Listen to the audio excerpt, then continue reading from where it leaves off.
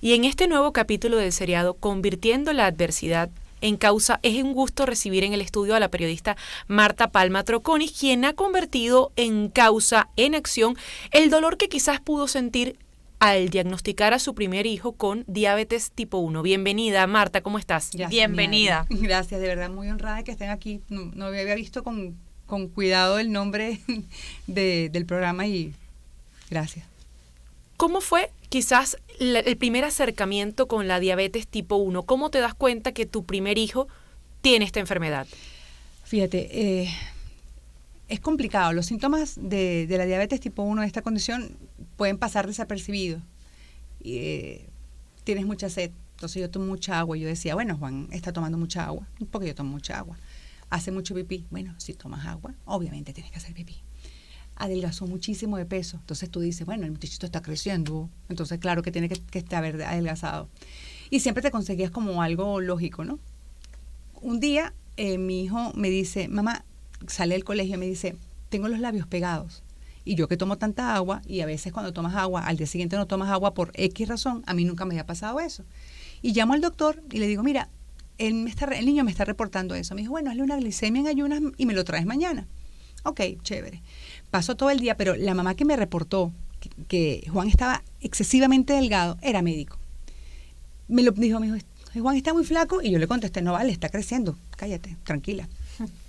Por cosas de la vida, que yo creo que obviamente Dios está en todos lados, yo llamé a esa mamá, imagínate, un CanTV. ¿Cuándo uno llama un CanTV? Nunca llama a una casa de nadie. Tú llamas a un celular y si no te atendió y esperas hasta mañana. Pues yo llamé al CanTV de mi amiga, porque yo quería echarle un cuento. Nuestros hijos mayores estudian juntos, nuestros hijos menores estudian juntos, tiene un cuento estúpido de los chiquitos. Y le digo, mira, el doctor me mandó una glicemia en ayunas de Juanjo. Y claro, ella tenía el reporte de que Juan estaba mucho más flaco. Y me dijo, ay, Salchi, porque nos llamamos salchichas por un chiste malo. Me dijo, mira, Salchi, eso puede ser muy grave. Yo creo que eso es el azúcar. Cuando me dijo eso, ¿sabes? Cuando sientes el corazón y que ¡pling! Yo dije, es esto. Fue como, se cerró el ciclo. Y llamó el papá de los chamos, le dije, mira, Juan, creo que tiene diabetes. ¿Qué? Trae un glucómetro. Ahí no sabíamos nada. En ese momento había insumos, entonces se bajó en una farmacia, llega a la casa, Google, ¿cómo se mide el azúcar? O sea, ese nivel de desinformación. Me dijo Juan, no me pinchen, pínchate, no, tal. Entonces la broma salía high.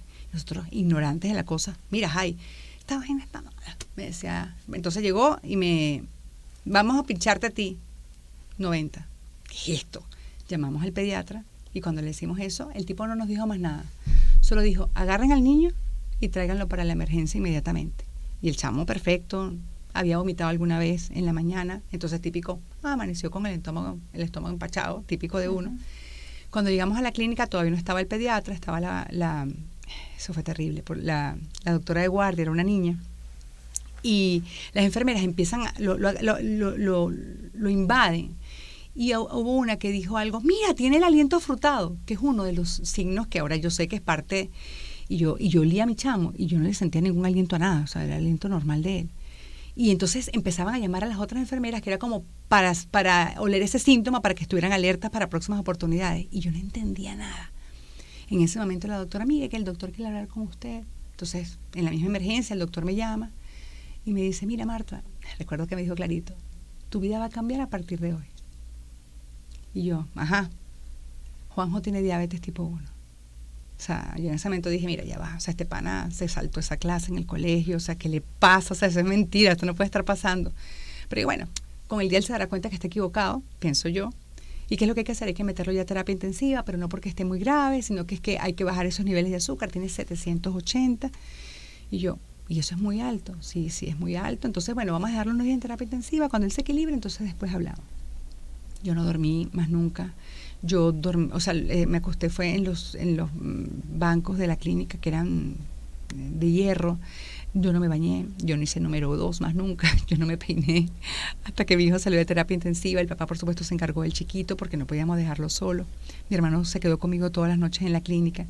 Y recuerdo que José, el papá, que bueno, es un papá extraordinario, un hombre maravilloso, hubo una de las noches que se desesperó tanto que agarró a golpes una puerta del baño, la tumbó.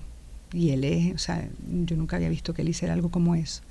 Y bueno, es la parte de la aceptación de la condición, no es fácil, ¿no? En ese momento a mí se me ocurrió hablar con una amiga que su hijo había fallecido en un accidente cuando tenía 4 años y me parecía que era como ¿sabes? El non plus ultra de la resiliencia. Y decía, bueno, ella me va a decir algo.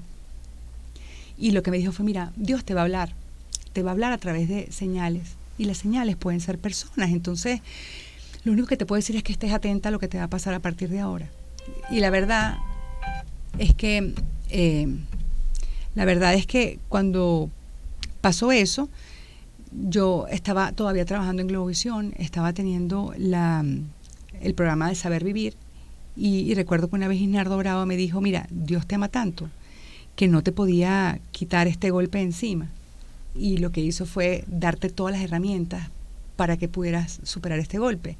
La doctora que atendió a mi hijo yo le había entrevistado, el nutricionista de mi hijo ya yo le había entrevistado, o sea, todas las personas estuvieron allí para mí en ese momento, y realmente todo fue llevando una cosa a la otra. Esa doctora era la directora de la unidad de endocrinología del JM de Los Ríos, sigue siéndolo, María Esperanza Velázquez, es la doctora de mis hijos. Y recuerdo que me dijo, mira, tú tienes una misión con esto. Y yo, ¿qué misión? Entonces, bueno, se la escribí un libro. Yo voy a escribir una broma de esta, fue lo que le dije. Se quedaba callada y no me dijo nada, hasta que como en octubre me dijo, mira, ¿por qué no haces algo para el Día Mundial de la Diabetes? En el hospital tenemos unos niñitos, a veces los mandamos. Tú que tienes contactos, que tienes amigos, ¿por qué no traes a gente para el hospital?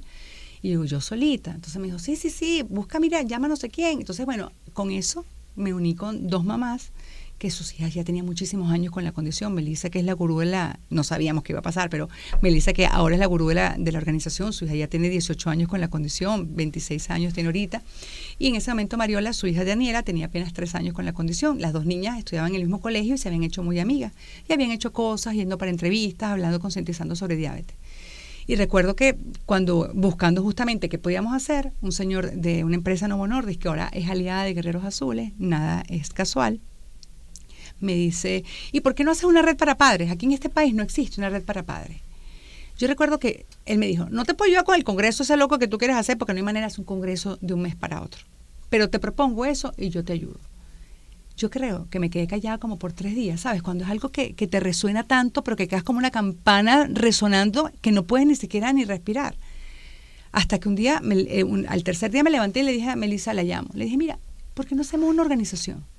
Y Melissa me dice, ¿pero cómo vamos a hacer una organización en este país que es un desastre, que no se consigue nada? Y yo le dije, ¿y más o menos cuándo lo vamos a hacer? Cuando el país esté perfecto. Se quedó callada y me dijo, tienes razón. Y a partir de allí, hasta ahora que ya Guerreros Azules tiene 6 años y medio, bueno, son mis hermanas, son mis partners. Después se unió Ileana Gil, somos las 4M, porque por cosas de la vida, Melissa, Muni, Mariola y Marta, pues somos las 4M, todas iniciamos con M. Y bueno, esta condición te une muchísimo, cada una tiene un superpoder maravilloso. Entonces Melissa es la tipa de la base de datos, la parte digital, la que sabe de las redes. Mariola se encarga de la plata, de poner las cosas bonitas. Yo me encargo de que la organización se amplíe, de inventar cosas. Y Muni, que vive ahora en Miami, pues una doctora brillante, y bueno, se encarga justamente de la parte de investigación, de conseguir recursos desde afuera, y realmente hacemos un grupo maravilloso que entre nosotras nos sanamos y nos reímos y nos burlamos de nosotras mismas. ¿Qué edad tenía tu chamo? Mi chamo tenía 9 años en ese momento, pero mi segundo hijo, porque mis 2 hijos tienen la condición, o sea, si yo tenía duda de que era mi propósito de vida, pues Dios me lo volvió a mandar y ese fue más duro. Lo reiteró. Fue a los 10 años que le dio, por supuesto, este segundo, ¿sabes? En plena pandemia, la pandemia comenzó en marzo, él el 7 de abril debutó, toda mamá sabe exactamente el día en que su hijo debutó. Y bueno, yo sentí, al Chapulín Colorado le pasan las cosas una vez, pero no 2 veces. Entonces, ¿sabes? Tomaba mucha agua, estaba como muy, muy flaquito. Pero claro, José y yo teníamos como ese fantasma encima. Él había hecho unas pruebas genéticas y había sabido que Héctor tenía una alta probabilidad. Y en 2 ocasiones habíamos hecho una medición de azúcar en emergencia y fue bastante traumático. Tan traumático como fue el momento de darnos cuenta de que la realidad nos había alcanzado, pues. Entonces yo una noche le digo a Héctor, mira, ¿tomaste agua? Y me dijo, sí, ya me tomé otra vez el termo que colocaste en la nevera. Cuando dice eso me quedé así. Y él me dijo, pero tranquila mami, que no tengo diabetes. Tranquila. Porque bueno, él ya estaba claro, su hermano ya tenía casi 4 años con la condición. Y cuando me levanto, bueno, yo esa noche no dormí, se lo comenté a mi hermano. Y mi hermano me dijo, tranquila hermana, duerme y mañana le haces la glicemia en ayunas y tal. Ya experto un poco, logré hacerle la glicemia dormido. tenía 241. Te quedas paralizada. No sé cómo llegué a la cocina. Y llamo a Melissa. Y le digo, negrita, Héctor tiene 241. Y empiezo a llorar, y a llorar, y a llorar. No sé cuánto tiempo estoy allí. Y cuando pasa eso, Melissa me dijo, bueno, Marta, ya, tu hijo te necesita. Llama a José, llama a María Esperanza y hay que ver qué es lo que se va a hacer. Y bueno, María Esperanza lo que me dijo fue, vuélvelo a medir, a ver qué tan... Pero claro, ya la segunda vez yo estaba nerviosa y ya el niño se levantó, y cuando se levantó me dijo, tengo diabetes por tu culpa, te dije que no tenía nada, ¿por qué me mediste este odio? Bueno, eso fue el drama terrible de la vida. Llegó José y bueno, José se vino para la casa con nosotros 15 días y bueno, mientras estabilizábamos todo, el niño dijo que no quería ir a la clínica, que él quería recibir la noticia, que él ya sabía la noticia, pero que él la quería recibir en el carro. Y María Esperanza fue tan noble que fuimos a la casa de Melissa, que estaba entre la clínica y la casa. Y en la casa, ella lo que le dijo fue, ya no te tengo que decir nada, tú sabes lo que tienes que hacer. Dijo, sí, está bien, espero no verte más nunca. Le dijo, pero mentira, la vio al mes siguiente porque teníamos que seguir con el control. Marta, dices que con ese primer diagnóstico, el de tu hijo mayor, el médico te dijo, tu vida hoy va a cambiar para siempre. ¿Cómo cambió en términos prácticos tu vida?